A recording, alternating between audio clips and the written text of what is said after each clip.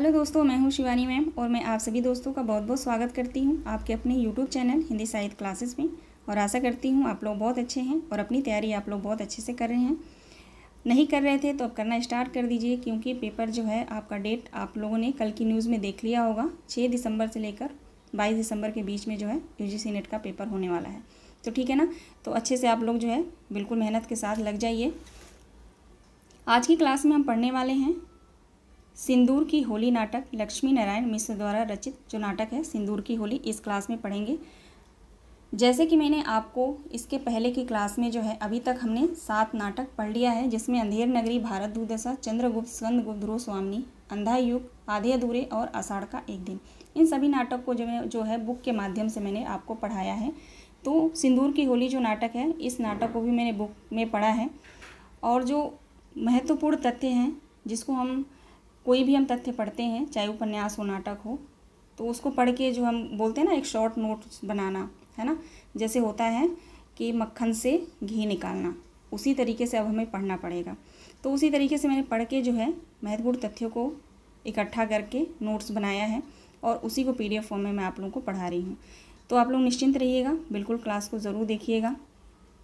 और जो है बुक का भी मैंने पेजेस रखे हैं, तो उसको आप लोग एक्स्ट्रा आप लोग पढ़ लीजिएगा, पढ़ सकते हैं, अगर आपके पास टाइम है तो ज़रूर पढ़ लीजिएगा। ठीक है, आलोचकों के कथन भी हैं, सब कुछ है इसमें, तो आप लोग निश्चिंत पर पूरी क्लास को ज़रूर देखिएगा। तो चलिए हम नाटक पढ़ना स्टार्ट करते हैं। ठीक है, सबसे पहले देखेंगे सिंदूर की होली नाटक। प्रकाशन वर्ष है इसका 1934 ईस्वी। ठीक है, नाटककार हैं लक्ष्मी नारायण मिश्र। लक्ष्मी नारायण मिश्र नाटककार हैं। इस नाटक में 3 अंक हैं, ध्यान रखिएगा। कितने अंक हैं? 3 अंक हैं। दृश्य कितने हैं? 3 हैं। पहला दृश्य 9 बजे का है। सभी मोस्ट इम्पॉर्टेंट तथ्य हैं, तो आप लोग नोट करते चलिएगा। यहाँ पे 2 मिनट लूँगी समय। PDF जो है आपको टेलीग्राम चैनल पे मिल जाएगा। अगर आपके पास टाइम नहीं है, नहीं पढ़ पाते हैं, नहीं नोट कर पाते हैं, तो आप लोग वहाँ से PDF ले लीजिए और बार बार रिवीजन करते रहिएगा, क्योंकि रिवीजन जो है आपका मोस्ट इम्पॉर्टेंट हिस्सा है आपकी तैयारी का। ओके, तो देखते हैं। पहला दृश्य है 9 बजे का, दूसरा दृश्य है संध्या काल का, तीसरा दृश्य है 10 बजे रात्रि का। दृश्य का स्थल ध्यान रखिएगा, डिप्टी कलेक्टर मुरारी लाल के बंगले की बैठक है, एक ही है। ठीक है, अब हम यहाँ से देखेंगे पात्र परिचय। ठीक है, पात्र परिचय टोटल 9 पात्र हैं, आप लोग ध्यान रखिएगा, 9 पात्र हैं। सबसे पहले मुरारी लाल, उम्र 40 वर्ष, डिप्टी कलेक्टर हैं ये, अन्याय के समर्थक है, स्वार्थी एवं भ्रष्टाचारी है, मनोज शंकर के पिता की हत्या करने वाला, 8,000 रुपये के लिए जो है रजनीकांत के हत्या के मामले में 40,000 रुपये लेने वाला। ठीक है, मुरारी लाल का जो चरित्र है वो यहाँ पे दिया गया है, आप लोग देख सकते हैं। यहाँ से भी क्वेश्चन बन सकता है बहुत, जब मैं क्वेश्चन आंसर सॉल्व कराऊंगी तो आप वो यहाँ पे क्लियर हो जाएगा। आगे देखते हैं रजनीकांत। रजनीकांत भगवंत सिंह का भतीजा है, जिसकी उम्र है 17 से 18 वर्ष। 18 वर्ष आप लोग ध्यान रखिएगा। ठीक है, 17 दोनों ध्यान रखिएगा, 17 से 18 वर्ष बुक में यही दिया गया है। आगे है भगवंत सिंह। भगवंत सिंह रजनीकांत के चाचा हैं। ठीक है, जो इन पात्रों का रिलेशन जो है एक दूसरे से, उसको भी आप लोग ध्यान रखिएगा कि कौन किसका क्या लगता है। ठीक है, भगवंत सिंह जो है रजनीकांत का चाचा है, रजनीकांत का हत्या करने वाला। ठीक है, चाचा भी है इसका और रजनीकांत की हत्या भी करता है। आगे बढ़ेंगे। अगला पात्र है मनोज शंकर। मनोज शंकर जो है मुरारी लाल के मित्र का बेटा है। ठीक है, मुरारी लाल का जो मित्र रहता है, इसी मुरारी लाल की वजह से जो है मनोज शंकर के जो पिता होते हैं वो जो है आत्महत्या कर लेता है। ठीक है, उसी के गिल्ट में जो है अपने पास ये रखा रहता है। ठीक है, तो मनोज शंकर कौन है? मुरारी लाल के मित्र का बेटा है। माहिर अली कौन है? मुरारी लाल का मुंशी है, जो हमेशा मुरारी लाल के साथ रहता है। ठीक है, हरनंदन सिंह रजनीकांत के पिता का मामा है, डॉक्टर चंद्रकला का चिकित्सक है।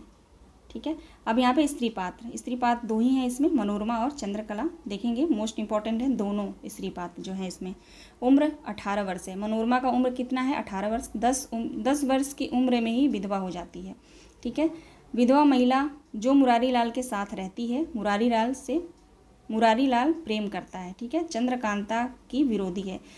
जो मनोरमा है ना, वो चंद्रकांता की विरोधी रहती है। ठीक है, इसका जो है 8 साल में ही शादी हो जाता है और 2 साल बाद इसके हस्बैंड जो है की डेथ हो जाती है, तो 2 साल इसमें प्लस कर लीजिए, तो 10 वर्ष में जो है विधवा हो जाती है। यहाँ से क्वेश्चन पूछा जा सकता है कि मनोरमा जो है किस वर्ष में विधवा होती है, तो 10 वर्ष में। किस वर्ष में इसकी शादी हुई रहती है, तो 8 वर्ष में।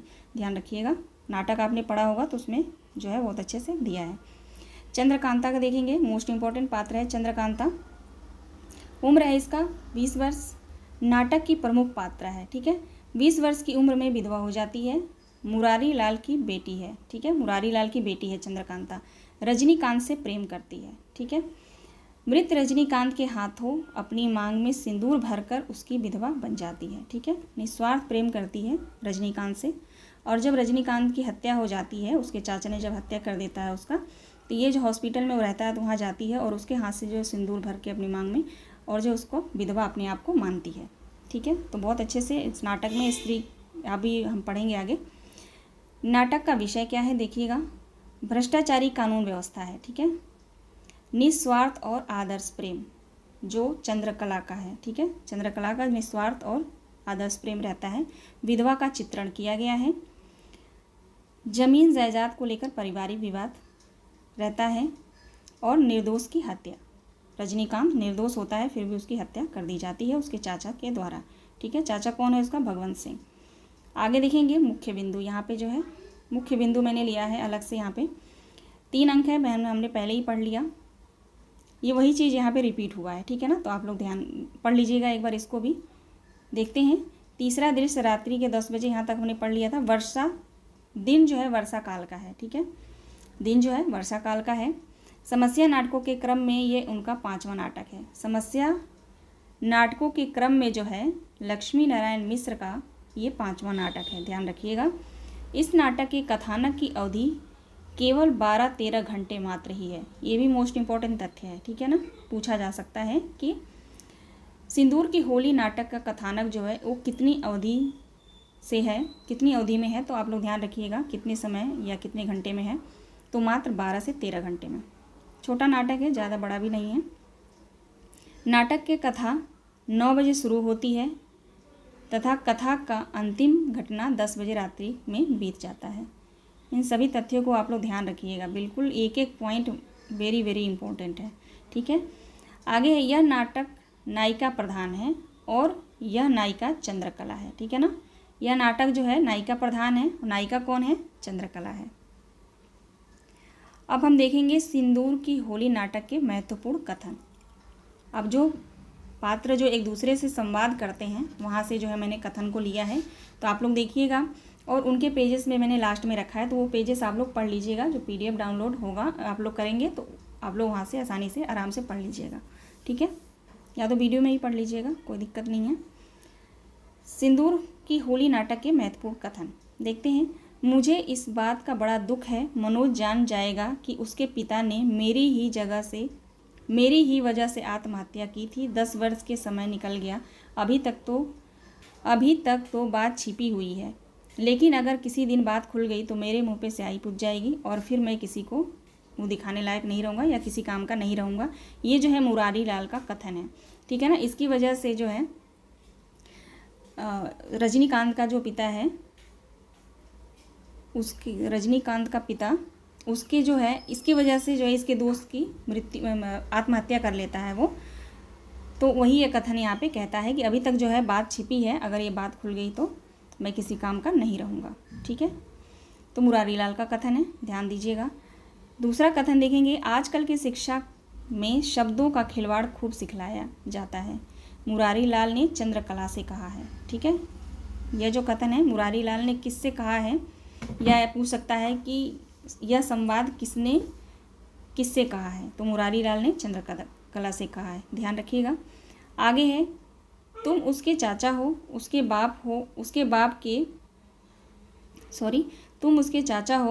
बाप के मामा के लड़के हो और तुमको भी उसकी चाल चलन पसंद नहीं।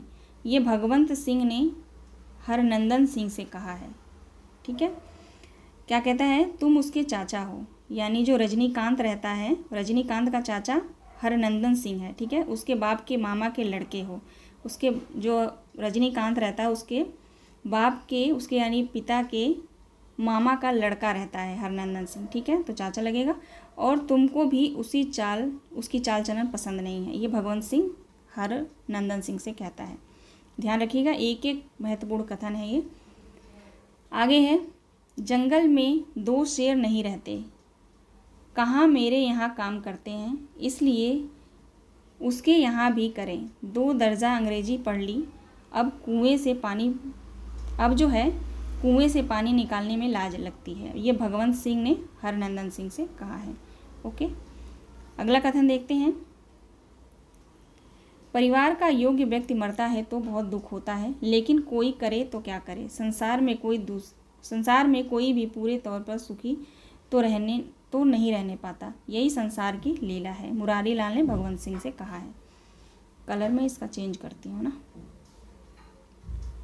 मुरारी लाल ने किससे कहा है? भगवंत से कहा है। ध्यान रखिएगा। बड़े घराने में ऐसे लड़के भी पैदा हो जाते हैं, लेकिन किसी तरह निभाना ही पड़ता है। उसकी बुराई तो आपको छिपानी चाहिए, इसमें आपकी भी बुराई है। ये मुरारी लाल ने भगवंत सिंह से कहा है। एक एक कथन को आप लोग बार बार पढ़ेंगे ना, तो ये स्टोरी भी बहुत अच्छी है, नाटक भी बहुत अच्छा है, पढ़ेंगे तो बहुत इंटरेस्टिंग नाटक है। ठीक है, तो कथन आपको बहुत अच्छे से याद हो जाएगा। ठीक है, पढ़ लीजिएगा। आगे देखते हैं, अगला कथन है, इस शैतान की कार्रवाइयों से घबराकर साथ ही साथ हंसना और रोना मुझे तो नहीं भूल रहा।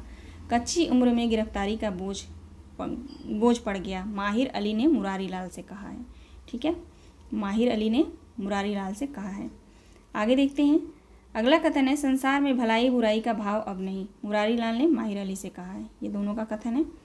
अगला कथन देखेंगे, आजकल के कानून ऐसा ही है जिसमें सज़ा उनको नहीं दी जाती कि जो अपराध करता है, सज़ा तो केवल उसकी होती है जो अपराध छिपाना जानता है, बस यही कानून है। मुरारी लाल ने माहिर अली से कहा। ये दोनों, इसका मुंशी होता है माहिर अली, दोनों बातचीत करते हैं। आगे है, तुम्हारा व्यंग बड़ा निष्ठुर होता है, तुम्हारा हृदय इतना सूखा है, न मालूम उसमें कला की भावना कैसे जाग पड़ी। चंद्रकला ने मनोरमा से कहा है। ठीक है, मनोरमा ये कला जानती है, चित्र बनाती है, जिसमें उसने रजनीकांत का चित्र बनाया था। ठीक है, पूछा जा सकता है, ध्यान रखिएगा। अगला कथन है, इसका मतलब कि कीचड़ में कमल नहीं उगने चाहिए। मोस्ट इम्पॉर्टेंट कथन है, लेकिन जो स्वभाव है वह कमल ताल के कीचड़ में उगेगा, लेकिन गंगा के बालू में नहीं। यही तो लोग नहीं समझते। ये मनोरमा चंद्रकला से कहती है। ठीक है, आगे देखते हैं। अगला कथन है, चित्र इतना सजीव मालूम हो रहा है जैसे अभी हंस पड़ेगा। चित्र का नाम क्या रखा है तुमने? यौवन के द्वार पर, लेकिन इसका नाम होना चाहिए था मृत्यु के द्वार पर। ये चंद्रकला मनोरमा से कहती है। ठीक है, ध्यान रखिएगा, दोनों में बातचीत होती है चित्र को लेकर। चित्र में तो वह सदैव यौवन के द्वार पर रहेगा, चित्र में तो वह मरा नहीं है। ठीक है, मनोरमा ने चंद्रकला से कहा है। अगला कथन है, वह तो युग दूसरा था जब हृदय का रस संचित रहता था और या किसी ओर बह उठता था। ये चंद्रकला ने मनोरमा से कहा है। आगे देखते हैं, संसार के सोदी भाषा जिस निज को लोग सुख समझते हैं, वह तो मुझे यही 2 महीनों में मिल रहा है। समय पर स्वादिष्ट भोजन, सुख की नींद, सुंदर वस्त्र, संसार का सुख इन्हीं वस्तुओं में सीमित है। ये मनोरमा मुरारी लाल से कहती है। ठीक है, आगे बढ़ते हैं। अगला कथन है, कानून और कला का साथ नहीं हो सकता। कानून दंड देगा, कला क्षमा करेगी। कानून संदेह करेगा, कला विश्वास करेगी। ये मनोरमा मुरारी लाल से कहती है। आगे देखेंगे, अगला कथन है, सत्य का बना लेना इतना सरल होता तो फिर संसार में झूठ का नाम निकल जाता, या कम से कम शराबी की शराब, हत्यारे की हत्या, चोरी की चोरी, यह सब कुछ सत्य हो उठता। मनोरमा मुरारी लाल से कहती है। ठीक है, आगे बढ़ेंगे। अगला कथन है, पुरुष आँख के लोलुप होते हैं, विशेषतः स्त्रियों के संबंध में। मृत्यु शैया पर भी इस सुंदर स्त्री इनके लिए सबसे बड़ा लोभ हो जाती है। यह मनोरमा कहती है मुरारी लाल से। अगला कथन देखेंगे, मैं तुम्हें चाहती हूँ, तुम्हारे साथ इस प्रकार की आत्मीयता का अनुभव मैं करती हूँ, लेकिन तुम जिस मोह में पड़ गए हो वो तो भयंकर है। मनोरमा मनोज शंकर से कहती है। ठीक है, मनोज शंकर से कहती है मनोरमा। आगे देखते हैं, दशाश्वमेध घाट पर भिक्षु में एक एक टुकड़े के लिए द्वंद्व चल पड़ता है। वे सभी भूखे रहते हैं। ज्ञान के लिए यहाँ लेश मात्र भी जगह नहीं। उन्हीं भिक्षुकों की तरह हो गई है तुम्हारी यह पुरुष जाति। मनोरमा मनोज शंकर से कहती है। आगे है, मैं विधवा हूँ। इस ज्वालामुखी को यदि मैं कुछ समय के लिए छिपा लूँ तब भी मैं किसकी बनूँ, तुम्हारी या डिप्टी साहब की। मनोरमा मनोज शंकर से कहती है। ठीक है। आगे है, पुरुष का सबसे बड़ा रोग स्त्री है और स्त्री का सबसे बड़ा रोग पुरुष है। यह कौन कहता है? मनोरमा मनोज शंकर से कहती है। ठीक है। इस नाटक में जो है अकेला जो कथन किसी ने भी नहीं कहा है, यानी जो होता है ना अकेला कथन जो आता है कि किसने कहा है, तो इस तरह का इसमें कोई कथन आपको नहीं मिलेगा। ये यहाँ से पूछा जाएगा तो किस पात्र ने किससे कहा है, इसी तरह का क्वेश्चन यहाँ पे बनेगा, क्योंकि एक दूसरे से बातचीत इनमें होती है, वही कथन जो है मोस्ट इम्पॉर्टेंट इसमें दिया गया है। अगला कथन है हमारा, तुम बांसुरी बजाओ मैं चित्र बनाऊंगी। मैं विधवा हूँ और तुम को भी विधुर होना होगा। मनोरमा मनोज शंकर से कहती है। आगे है, किसी को गाली मारना यदि वीरता है तो गोली मारकर बांसुरी बजाना तो वीरता से बढ़कर वीरता और महानता से बढ़कर महानता है। यदि यह मुझ में संभव हो सके तब मैं समझूंगा कि मैं अपने से बड़ा हूँ, मनुष्य से बड़ा हूँ। मनोज शंकर मुरारी लाल से कहता है। ठीक है। आगे बढ़ेंगे। अगला कथन है, मनुष्य से बड़ा तो केवल देवता होता है। यह जो है मुरारी लाल मनोज शंकर से कहता है। मनुष्य से बड़ा तो केवल देवता होता है, ये मुरारी लाल मनोज शंकर से कहता है। और यहाँ पे जो है ये कथन है, ये मनोज शंकर मुरारी लाल से कहता है। इन दोनों में बातचीत होती है। आगे देखते हैं, चंद्रकला के मन में कोई जगह नहीं बना सका, इसलिए नहीं कि मुझ में पुरुषत्व तो नहीं था या मुझ में वह कला या कौशल न था जिससे 1,000 चंद्रकला आंचल पसार कर भीख मांगती हैं। मेरे पास केवल वह वस्तु न थी, रजनीकांत को जो है मुस्कान में जो जादू था। यानी कहता है मेरे पास जो है वो वस्तु न थी जो रजनीकांत की मुस्कान में थी या उसके मुस्कान में जो जादू था। ठीक है। ये मनोज शंकर कहता है मुरारी लाल से। आगे देखते हैं। अगला है कथन, प्रेम करना विशेषतः स्त्री के लिए कभी बुराई नहीं। स्त्री जाति की स्तुति केवल इसलिए होती है कि वे प्रेम करती है, प्रेम के लिए ही उनका जन्म होता है। ये मनोज शंकर मुरारी लाल से कहता है। अगला कथन देखेंगे। अगला कथन है, मनुष्य अपनी आदिम व्यवस्था से आज से कहीं अधिक स्वस्थ था, इसलिए कि तब डॉक्टर न थे, मनुष्य था और शक्ति और जीवन के केंद्र प्रकृति थी। ठीक है। यहाँ पे एक कथन यहाँ से दे सकता है, फिर वहाँ से स्वास्थ्य कृत्रिम साधनों के बोतल आदि की दवाओं ने स्वास्थ्य की जड़ काट दी। स्वास्थ्य तो आप लोगों की अलमारियों में बंद है, लेकिन यह बहुत दिन नहीं चलेगा, प्रकृति अपना बदला जरूर लेगी। ठीक है। यह मनोज शंकर डॉक्टर से कहा है। ठीक है। आगे देखते हैं। अगला कथन है, न तो मेरा कोई अपना जीवन है और न अपना आदर्श। ये मुरारी लाल का कथन है। ठीक है। न तो अपना कोई जीवन है और ना ही अपना आदर्श, ये जो है मुरारी लाल का कथन है। आगे देखते हैं। पुरुष के लिए प्रायश्चित करना पड़ता है स्त्री को। स्त्री जीवन का सबसे सुंदर और कठोर से कठोर सत्य यही है कि स्त्री इसलिए दुखी है और पुरुष इसी को स्त्री का अधिकार समझता है। ठीक है। आगे है, इसलिए पुरुष और स्त्री के अधिकारों को अलग अलग पैमाइश हो रही है। यह मनोरमा का कथन है। आगे बढ़ेंगे। अगला है कथन, शिव ने जैसे विष पचा लिया उसी तरह तुम भी इस बुराई को पचा लो, इससे तुम्हारा पुरुषत्व दमक उठेगा। मनोरमा ने मनोज शंकर से कहा है। अगला कथन देखेंगे, सारा संसार मरता है, एक ओर मृत्यु हो रही तो दूसरी ओर जन्म हो रहा है, यह कोई नई बात नहीं है। मनोज शंकर चंद्रकला से कहा है। आगे बढ़ते हैं। अगला कथन है, तुम्हारा आदर्श मेरे सपने हैं। तुम 8 वर्ष को अवस्था में विधवा हुई थी और मैं आज 20 वर्ष की अवस्था में विधवा हो रही हूँ। तुम्हारा निभ गया और मेरा नहीं निभेगा। चंद्रकला मनोरमा से कहती है। आगे है, तुम्हारी मजबूरी पहले सामाजिक और फिर मानसिक हुई, मेरी मजबूरी प्रारंभ में ही मानसिक हो गई। ये चंद्रकला मनोरमा से कहती है। नीचे जब आएंगे तो चंद्रकला का कथन ज़्यादा मिलेगा। आगे है, पुरुष के 4 हाथ से सेज में ही हमारा संसार सीमित है। पुरुष ने स्त्री की कमजोरी को उसका गुण बना दिया और उसी प्रशंसा में सदैव के लिए आत्मसमर्पण कर बैठी। दूसरे की रक्षा में वह अपनी रक्षा नहीं कर सकती, यह चंद्रकला मनोरमा से कहती है।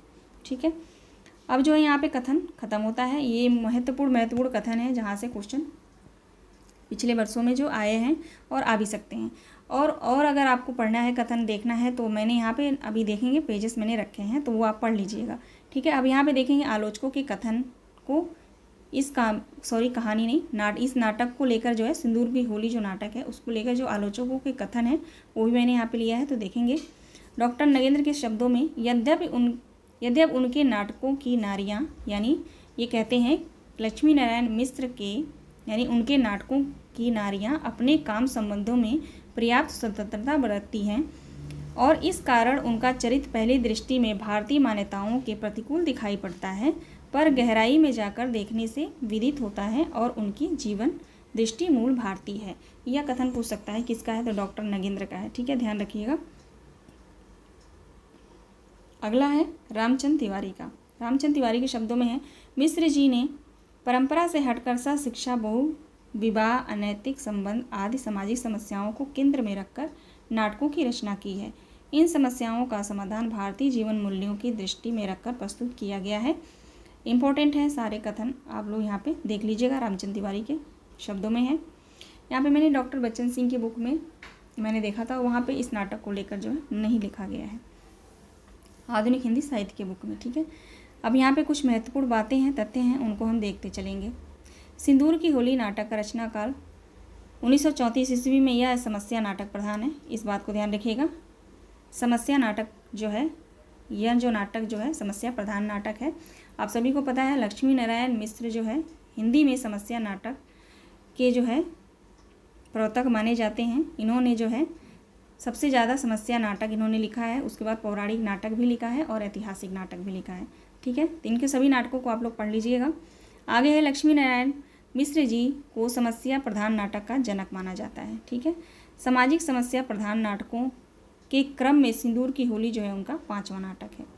ये महत्वपूर्ण तथ्य है, ऊपर लेना चाहिए था लेकिन कोई बात नहीं। सिंदूर की होली नाटक की भूमिका राम प्रसाद त्रिपाठी ने 20 अप्रैल 1934 को लिखी थी। ठीक है, भूमिका जो है आप लोग ध्यान रखिएगा, सिंदूर की होली नाटक की भूमिका किसने लिखी है? मोस्ट इंपॉर्टेंट है, राम प्रसाद त्रिपाठी ने लिखा है 20 अप्रैल 1934 को। ठीक है, आगे है लक्ष्मी नारायण मिश्र जी के सभी नाटक 3 अंकों में। इनके जो भी नाटक हैं सभी नाटक 3 अंक में हैं। ध्यान रखिएगा, पूछ सकता है कि किस नाटककार के सभी नाटक 3 अंकों में हैं, तो आप लोग ध्यान रखेंगे लक्ष्मी नारायण मिश्र के। आगे देखेंगे, अंकों में विभाजन दृश्यों में नहीं किया गया। जो अंक हैं इनके जो सभी नाटक हैं 3 अंक में हैं, लेकिन कोई भी अंक दृश्यों में विभाजित नहीं किया है, उनका एक ही दृश्य है। ठीक है ना। इस नाटक में खास बात यह है कि इस नाटक में एक ही दिन की पूरी घटना का वर्णन किया गया है। ठीक है, इस नाटक में जो है एक ही दिन का पूरी घटना का वर्णन किया गया है। आगे बढ़ेंगे, सिंदूर की होली लक्ष्मी नारायण मिश्र की सर्वश्रेष्ठ नाटक है। इस नाटक में उन्होंने चित्ररंजन नृत्य की समस्या का प्रतिपादन किया है। नाटक के समकालीन भारतीय समाज की स्थिति, नारी समस्याओं का अंकन विभिन्न पात्रों द्वारा किया गया है। आगे देखेंगे, इस नाटक में 3 अंक हैं। 3 अंकों में दृश्य जो है, दृश्य स्थल एक ही है, डिप्टी कलेक्टर मुरारी लाल के बंगले की बैठक। पूछा जा सकता है कि इस नाटक के जो 3 अंक हैं उनके जो है तीनों अंकों में दृश्य स्थल एक ही है, वो कौन सा है? तो ध्यान रखिएगा, डिप्टी कलेक्टर मुरारी लाल के बंगले की बैठक। ठीक है, मुरारी लाल डिप्टी कलेक्टर होते हैं। ठीक है, यहाँ देखेंगे तीनों दृश्यों का समय जो है, पहला दृश्य 9 बजे, दूसरा ये मैंने स्टार्टिंग में ही आप लोग को बता दिया था, ये रिपीट हो गया यहाँ पे। अब जो है यहाँ पे मैंने देखिए पेजेस रखे हैं, ये पहले अंक का है। ठीक है, ये जो है पहले अंक का है, यहाँ पे पहला पेज नहीं लिया मैंने, सीधे मैंने डायरेक्ट वो लिया। ध्यान रखिएगा पहले अंक का है, तो आप लोग इसको पढ़ लीजिएगा, सभी कथन यहाँ पे आप लोग पढ़ लीजिएगा। ठीक है, 12-13 पेज होंगे या 32, आप लोग यहाँ देख सकते हैं ना, छोटा कर देती हूँ मैं। मोस्ट इम्पॉर्टेंट है, कुछ कथन मैंने आपको पढ़ा दिया और जो बचे हैं वो यहाँ पे होंगे, तो आप लोग पढ़ लीजिएगा। तीनों अंक हैं, यहाँ से जो है दूसरे अंक का स्टार्ट होता है, दूसरे अंक का स्टार्ट है और यहाँ पे आप लोग देख लेंगे तीसरे अंक का भी है, ठीक है ना। तो तीनों अंक का जो है कथन मैंने लिया है, लास्ट तक आप लोग ज़रूर देख लीजिएगा, मोस्ट इम्पॉर्टेंट है आप सभी के लिए। यहाँ पे देखिएगा मैं मनोरमा लिखना चाह रही थी लेकिन वो स्क्रीनशॉट ले रही थी तो ऐसे हो गया, ठीक है। मनोरमा का कथन यहाँ से जो है तीसरा अंक है, ठीक है। तीसरे अंक को आप लोग पढ़ लीजिएगा, ठीक है ना। तो चलिए यहीं पे क्लास समाप्त होती है। आशा करती हूँ ये क्लास आपको ज़रूर पसंद आई होगी। बहुत शॉर्ट में मैंने आप लोगों को बहुत अच्छे तथ्य देने की कोशिश की है। मेरा 100% मैं यही सोच के PDF आप लोगों को बनाती हूँ, आप लोगों को पढ़ाती हूँ कि जो भी मैं पढ़ाऊँ वो परीक्षा में ज़रूर आए, और मैं पूरे विश्वास के साथ कहती हूँ कि ज़रूर ऐसा ही होगा, ठीक है। बाकी भगवान है, आप सब सफल होंगे, ठीक है। तो मिलते हैं नेक्स्ट वीडियो में। आप सभी दोस्तों का बहुत बहुत धन्यवाद।